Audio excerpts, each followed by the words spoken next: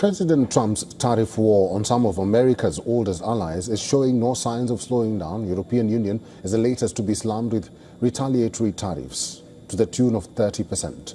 European trade ministers are currently meeting in Brussels to plan their next move. For all member states of the bloc, while EU seeks to negotiate with Donald Trump, there is an overwhelming sentiment within the member states to hit back with countermeasures if talks fail. However, the latter will come at a cost.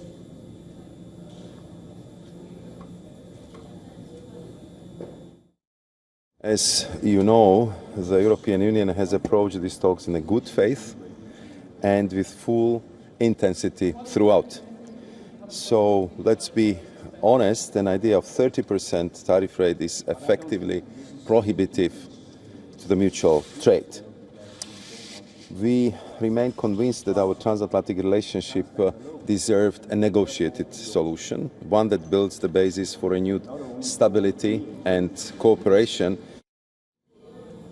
Pushed to seek other avenues and diversify, the European Union is threatening economic ties with Asian and South American nations.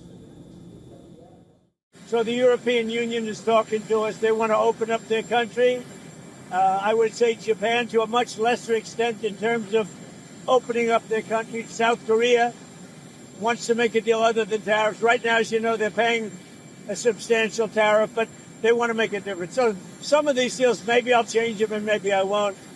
But our country is making a lot of money for the first time in a long time. After Trump imposed a 25% tariff on South Korea and Japan, Seoul is racing against time to negotiate a compromise to protect its exports.